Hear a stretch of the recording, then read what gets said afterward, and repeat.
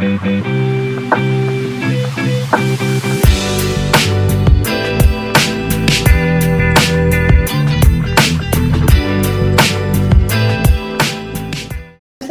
I am Dr. Nabila Faisal from my channel Medical Care About Health।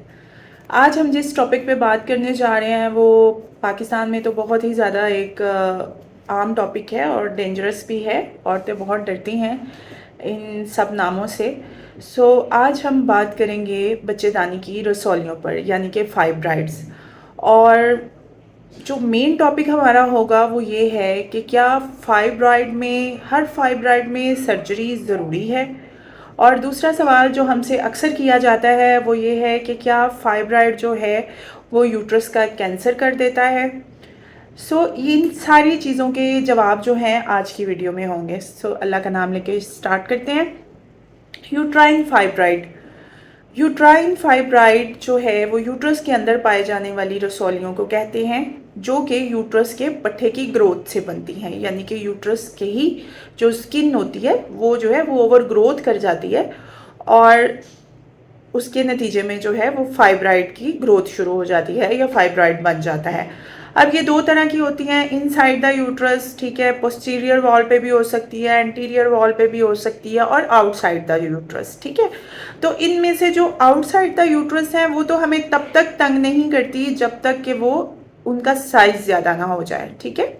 और जब उनका size ज़्यादा होता है तो वो भी इस सूरत में हमें महसूस होना शुरू होता है कि हमें अपने ब्लैडर पे वज़न पड़ना शुरू हो जाता है या पेल्विक एरिया थोड़ा सा हैवी महसूस होना शुरू हो जाता है। तो इस सूरत में हम फाइब्राइड को नोटिस करते हैं। फाइब्राइड की फाइंडिंग्स जो है अक्सर जो है वो इंसिडेंटली होती हैं कि किसी मरीज़ ने अल्ट्रासाउंड करवाया तो हमें पता चल गया कि उसको फाइब्राइड है, यानी कि उसकी यूट्रस के अंदर जो है वो रसौली है।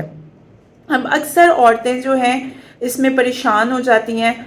फाइब्राइड की सर्जरी जो है वो सिर्फ़ और सिर्फ उस वक्त करनी पड़ती है जब फाइब्राइड की वजह से आपको हैवी ब्लीडिंग हो रही हो, यानी कि आपका साइकिल जो है वो हैवी ब्लीड का हो, जिसमें आपको क्लॉट्स आ रहे हैं बड़े बड़े और वो बहुत ज़्यादा पेनफुल है, या फिर डिसफंक्शनल यूट्रस हो जाए, यानी कि आपकी ब्लीडिंग रुके ही नहीं और आपको मुख्तलिफ दवायात का ब्लीडिंग रोकने के लिए इस्तेमाल करनी पड़े। इस सूरत में पेशेंट जो है वो लाइफ थ्रेटनिंग पोजीशनिंग पे आ जाता है, यानी कि उसको इतनी हैवी ब्लीडिंग से अनीमिया हो जाता है, इम्यूनिटी कमज़ोर हो जाती है। मेन काज होती है अनीमिया, यानी कि अनीमिया को रोकने के लिए कि मरीज़ को बार बार खून की कमी हो रही है, उसको रोकने के लिए। और वैसे भी ये एक अननेचुरल प्रोसेस है कि 7 दिन से ऊपर के जो पीरियड्स होते हैं वो औरतें बर्दाश्त नहीं कर सकती। और फाइब्राइड के दौरान जब किसी को फाइब्राइड की वजह से ये ब्लीडिंग हो रही हो, अमूमन ये मायोमास जो होते हैं, अगर उनकी वजह से ये ब्लीडिंग हो रही हो तो फिर उनको हम सर्जरी रिकमेंड करते हैं। सर्जरी में मोस्ट इम्पॉर्टेंट ये भी होता है कि जो फाइब्राइड की लोकेशन क्या है। कभी कभी तो हम फाइब्राइड निकाल देते हैं और यूट्रस बच जाती है, लेकिन कभी कभी कोई फाइब्राइड ऐसी जगह पर होता है जिसकी वजह से हमें यूट्रस निकालनी पड़ती है, और ये इसकी एक कॉम्प्लिकेशन वाली स्टेज होती है कि जिसकी वजह से हमें यूट्रस निकालनी पड़ जाती है, ठीक है। इसके अलावा अक्सर पेशेंट सवाल करते हैं कि क्या फाइब्राइड की वजह से बार बार मिसकैरेजेस होते हैं। तो अगेन इसमें मैं कहूँगी कि जी, फाइब्राइड की वजह से मिसकैरेजेस हो सकते हैं कि जब लियोमायोमा जो है वो उसका साइज़ ज़्यादा इंक्रीज़ हो जाता है, तो उसमें ये होता है कि जब बच्चा अपनी ग्रोथ स्टार्ट करता है तो वो रास्ते में कोई ऐसा फाइब्राइड आ जाता है जिसकी वजह से जाहिर सी बात है फाइब्राइड का स्ट्रक्चर जो है वो थिक है, रिजिड है और नॉन इलास्टिक है, यानी कि वो स्ट्रेच नहीं हो सकता। तो उसकी वजह से पेशेंट को जो है वो अर्ली जो है फर्स्ट ट्राइमेस्टर में ब्लीडिंग शुरू हो जाती है, जिसकी वजह से उसका मिसकैरेज हो जाता है। तो इस सूरत में भी हमें वो फाइब्राइड निकलवाना पड़ता है ताकि पेशेंट की अगली प्रेगनेंसीज जो हैं वो सिक्योर हो जाएं, ठीक है। अब बात आती है कि क्या फाइब्राइड जो है वो कैंसर में तब्दील हो जाता है कि मीन फॉर एग्जांपल अगर आपको कोई भी सिम्टम्स नहीं है तो आप कह रहे हैं कि नहीं जी हमने ये रसौली निकलवानी है, तो हो सकता है कि ये आगे जाके कैंसर बन जाए, तो ऐसा बिल्कुल भी नहीं है। इट्स अ बिनाइन ट्यूमर, और ये 1000 में से कोई एक ऐसी औरत होती है जिसको इसके साथ रिस्क फैक्टर के तौर पर ओवेरियन कैंसर हो जाता है, उसकी वजह से फिर उसको यूट्राइन कैंसर यानी कि वो ओवेरियन कैंसर होता है, जिसकी वजह से ये चीज़ें जो है ये कॉम्प्लिकेशन का शिकार हो जाती है। अमूमन बजाते खुद फाइब्राइड जो है वो कैंसर में चेंज नहीं होता।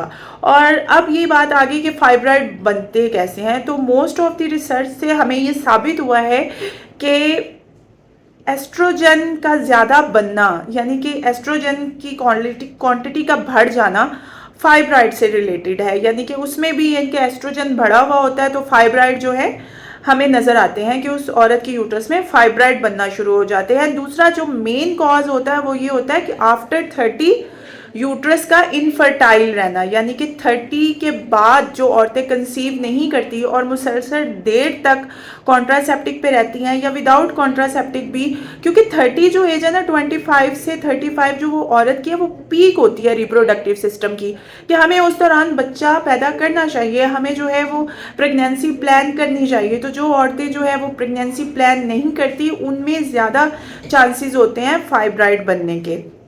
और ऐसी औरतें जो कि मुसलसल कॉन्ट्रासेप्टिक में रहती हैं, यानी कि अगेन उनसे उनका जो है वो एस्ट्रोजन लेवल इंक्रीज होता है, जिसकी वजह से हमारे यूट्रस के अंदर जो है वो ट्यूमर्स बनना शुरू हो जाते हैं, रसौलियाँ बनना शुरू हो जाती हैं। ठीक है, और अब बात रह जाती है इस चीज़ की कि क्या एज के साथ साथ हमारा फाइब्राइड रिड्यूस हो सकता है।